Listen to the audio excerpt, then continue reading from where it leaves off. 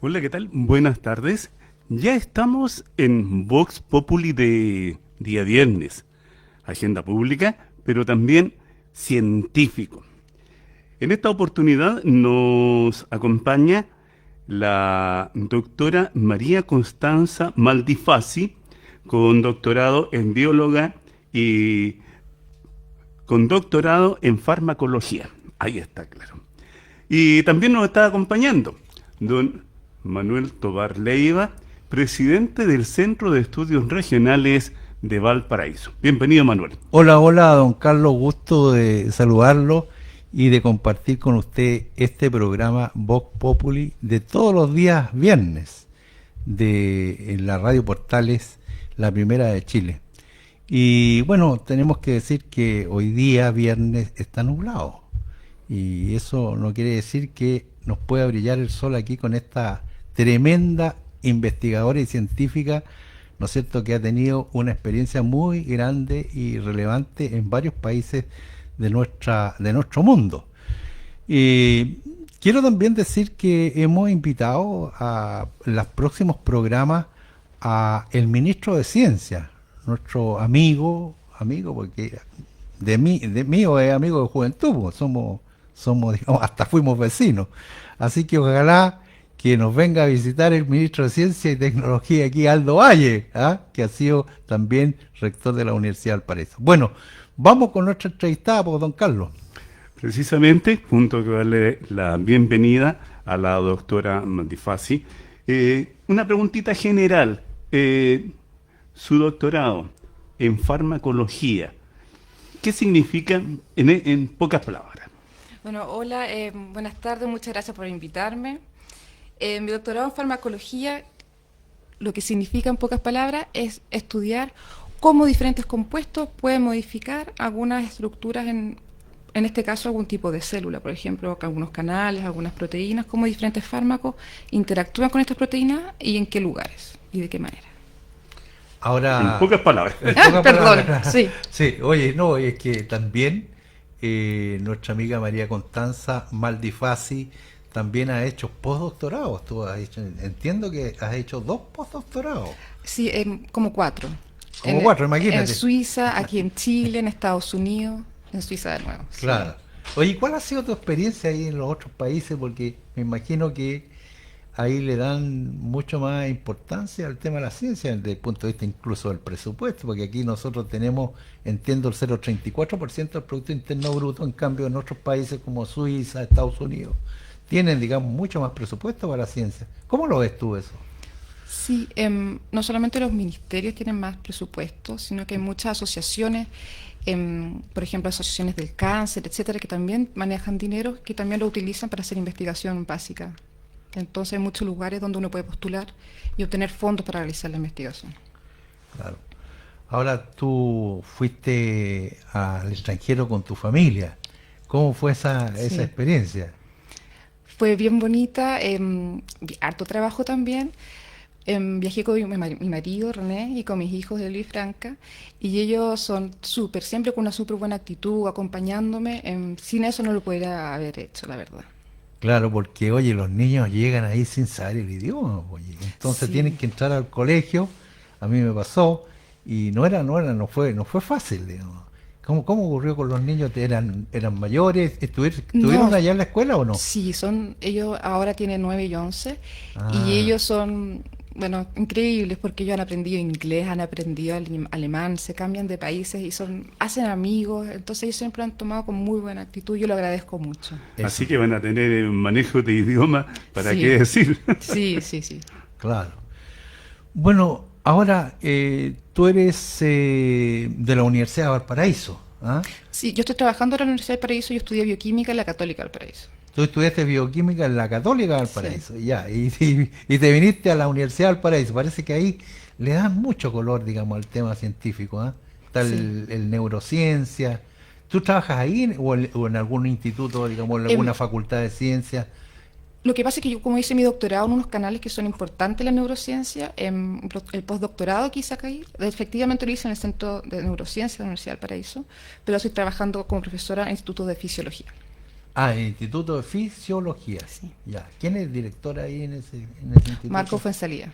Marco Fuenzalía, sí, me suena mucho. Oye, bueno, pasemos a los temas que podrían interesar. Yo sé que tú estás estudiando, investigando mucho sobre el tema de las enfermedades relacionadas con el cáncer, ¿ah? Sí. Y con algunos cánceres, cáncer de colon, digamos, que es terrible, ¿ah? Cuéntanos un poquito de qué se tratan esas investigaciones, esos proyectos, porque son proyectos, ¿no es cierto? Sí, yo partí investigando el cáncer porque estaba la proteína que me gusta a mí, el receptor nicotínico para acetilcolina, que todos sabemos que no es cierto, que uno cuando fuma está la nicotina y este lo activa. Entonces yo me he dedicado a estudiar este receptor en diferentes contextos. Uno de estos es cáncer. De hecho, me gané un proyecto Marie Curie y pude estudiar estos receptores en cáncer de colon, de próstata y de mama en la Universidad de Berna, en Suiza. Y ahí estudiaba más bien cómo funcionaban, cómo se activaban en sistemas, pero en células cultivadas en placas Petri, entonces sistema 2D. Y lo que quiero hacer yo ahora es llevar a traer este conocimiento de estas mutaciones, de este receptor, que es muy interesante porque está muy correlacionado, ¿no es cierto?, con la cantidad que uno fuma, cómo uno fuma, en la activación del cáncer, pero hacerlo en células de cáncer de pulmón y en estructuras tridimensionales que se asemejen más a un tumor real. Claro, se ve mejor, digamos, seguramente. Claro, los tratamientos son más reales porque una cosa es tratar células cultivadas en 2D, pero otra cosa, si uno tiene una bolita con diferentes células, con diferentes interacciones, cómo se trata, por ejemplo, con reactivos que pueden matar las células o activarlas, es diferente. Ahora, ¿cómo se activa? Esto que estudias tú, ¿cómo se activa, digamos, el cáncer? O sea, ¿cómo Sí. nace, cómo se genera? O sea, la verdad es que el cáncer es bien complicado, uno tiene que tener predisposición por diferentes tipos de genes y la nicotina es como más bien que va a promover que esto ocurra. Ya, o sea, es como una cosa del medio ambiente, crea un medio ambiente, condiciones Claro, que permiten propenso. que se genere, digamos, ¿no es cierto?, este terrible... Claro, y también cambia cómo las células se comunican con el sistema inmune, que en cáncer es importante, porque necesitamos en cáncer, estas células tienen que reconocer las células que son malas, las cancerígenas, atacarlas, comérselas, ¿no es cierto?, matarlas de diferentes maneras. Y entonces si uno fuma, las células cambian la manera en que se comunican las células malignas estas con las células inmunes y hace que no las vean, que no las maten. Entonces eso me interesa a mí investigarlo. Claro, o sea, las células buenas que protegen el cuerpo no ven. No lo ven. No ven, digamos, las células malas. Exacto. Qué tremendo. Y entonces ustedes están viendo cómo visibilizar estas células malas. O sea, cómo, de qué manera estos receptores que estudio yo hacen que esto ocurra. Los receptores, ¿qué son los receptores? Bueno, estos receptores es esta proteína, el receptor para nicotina, que tiene un lugar especial, ¿no es cierto? Que es como un canalcito. Entonces va a estar cerrado este canal, pero cuando viene nicotina se va a unir a este receptorcito, a este canal, y se va a abrir. Y va a dejar que diferentes iones entren y entonces eso activa diferentes señales adentro de la célula. Claro, eso es lo complejo de todo este asunto, porque los canales, los iones, digamos, Sí. todo eso que hemos escuchado de otros investigadores. Carlos. Doctora Maldifasi, siempre hemos escuchado hablar de que la nicotina, que el fumador, que todo eso produce cáncer. Y usted nos está dando la explicación así como para que la entendamos todos los que estamos en este momento en la sintonía de Portales, de cómo actúa la nicotina para crear estas condiciones del cáncer, ¿verdad? Sí, sí. Sí, y es bien interesante porque modifica muchas cosas. Hace que, por ejemplo, estas células que ya son medias cancerígenas crezcan más, viajen más, porque las células necesitan viajar para irse a otro lugar. No sé, porque uno puede tener una metástasis en un lado o en otro, entonces vemos que la nicotina cambia cómo las células viajan, cómo proliferan y sus diferentes proteínas que se activan o desactivan que promueven el cáncer. Qué tremendo. Oye, claro, que O hoy sea, no se imagina. la próxima vez que alguien quiera encender un puchito, que piense. Claro. Sí, sí. No, y lo interesante también es esto que uno no sé cómo se llama, no se imagina que, claro, las células tienen que viajar. La metástasis en el fondo es eso, que las Exacto. células viajan a otros Sí. lugares, que no es el lugar donde se radicaron en el principio, pero que empiezan a viajar a otros lugares y ahí se produce la metástasis, que es terrible, porque que eso ya es nivel 4 en el cáncer. Sí, así que la nicotina promueve en muchos tipos celulares que esto ocurra. Ya, así que ya los fumadores ya Bueno, aquí no tenemos ningún Fumadores y fumadoras. No, Marcelo Claro. Sagreo, fumador, así. Aquí ya se está diciendo yo soy fumador. Oye, bueno, ¿cuáles son las otras investigaciones que tú estás interesada, María Constanza Maldifasi? Bueno, a mí me interesan todos estos receptores para la nicotina y se encuentran en diferentes células, que eso es lo que lo encuentro yo tan entretenido, como están en diferentes lugares y hace diferentes cosas. Uno de los lugares donde están también es en las células inmunes que están en nuestro cerebro, que se llaman microglía. ¿Micro cuánto? Microglía. Ya. Entonces son las células inmunes del cerebro.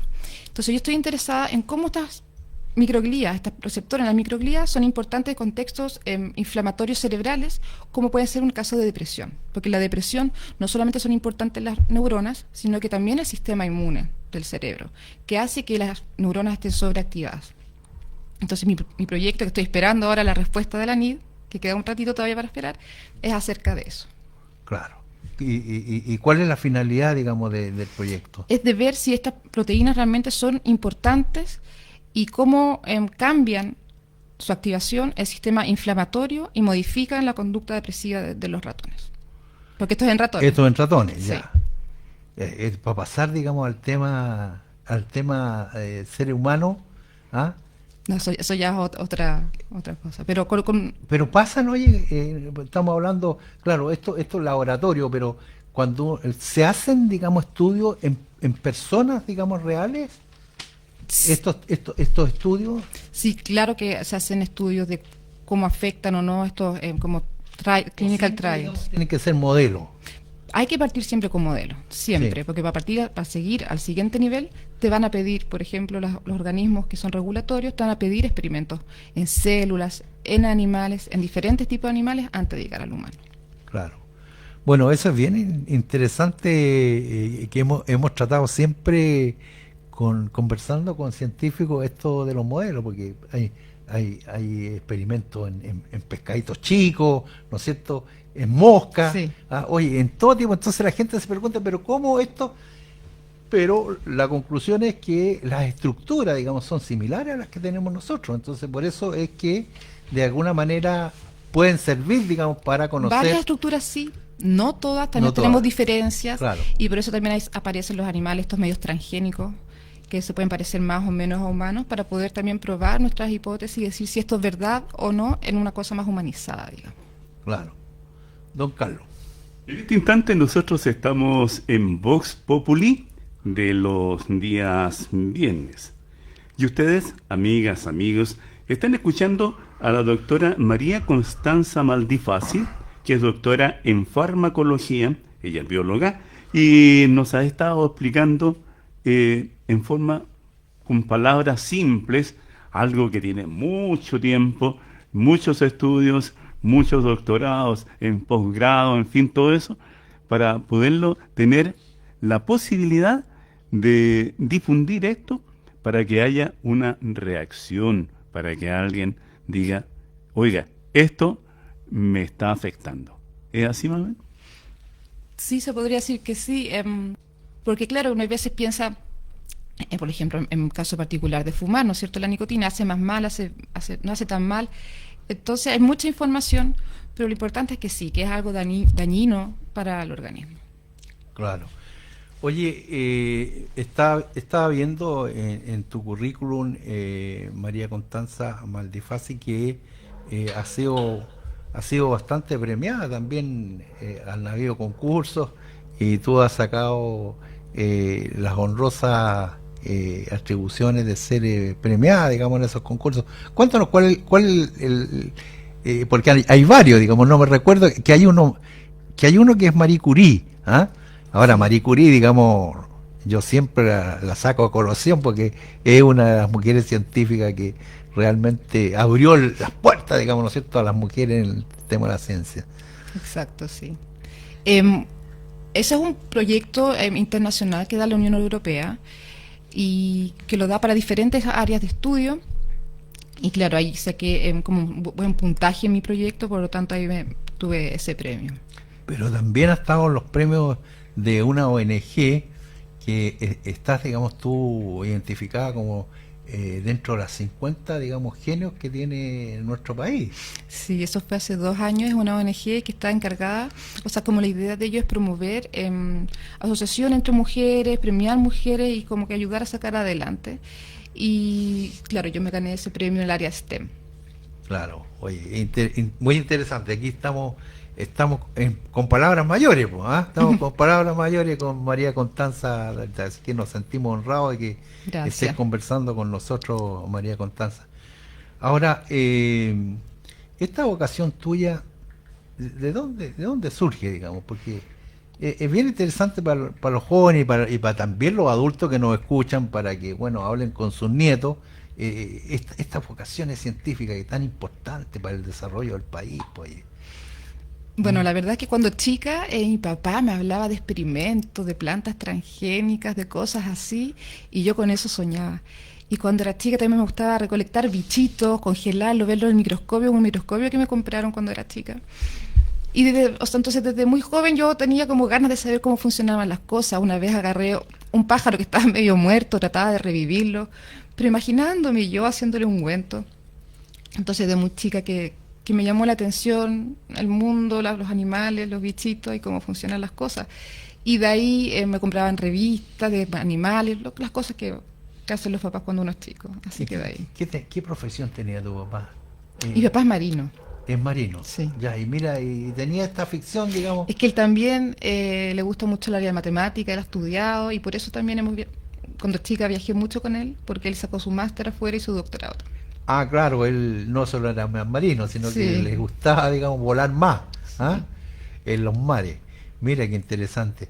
Ahora, tenemos nosotros un cierto déficit, digamos, en las vocaciones científicas de las mujeres, a pesar de que con el tiempo se ha ido solucionando más, porque, bueno, hemos estado hablando sobre el tema de género mucho. ¿Qué le dirías tú, digamos, a las mujeres, digamos, que les gustaría, digamos, ¿cierto? Meterse, digamos, en este carril de estudiar ciencias? Es que yo personalmente me encanta saber cómo funcionan las cosas y lo que podría decir que hay muchas oportunidades para estudiar, para seguir estudiando, para trabajar en laboratorios de todo tipo, pero que también es difícil, o sea, también necesita harto tiempo, harta dedicación y también pensar que no siempre los experimentos funcionan, entonces hay veces que es difícil, pero hay que pensar con un objetivo más allá y decir ya, hoy día no salió este experimento porque no funcionó, mañana trato de nuevo de hacerlo, entonces hay que ser constante y seguir tratando, pero que es una carrera muy bonita. Doctora Martínez Fonsi, usted dice una frase en que muchas veces lo hemos escuchado. Es que a mí me gusta averiguar cómo funcionan las cosas. Y volvemos al tema de la infancia, volvemos al tema de las primeras inquietudes que se van dando, y esa es una característica que la hemos escuchado varias veces en los reporteos, en fin, en cuanto a que personas con inquietudes, niños, niñas con inquietudes, van avanzando en esta materia, a pesar de todos los doctorados. Sí, yo la verdad estaba en el colegio cuando tenía biología y mi profesora explicaba cómo funcionaba dentro de las células, yo lo encontré eso ya fascinante. Y yo preguntaba, pero ¿y cómo? Y la profesora me decía, ya, pero eso es lo que está hasta hoy en día, no sé más. Entonces yo quería saber realmente cómo funcionaba. Entonces, algo que se puede hacer. Incentivar aquello en la familia, ¿qué le parece? Sí. ¿No es cierto? Sí. A esta hora, cuando estamos en Portales de Valparaíso. Don Manuel Tovar Leiva.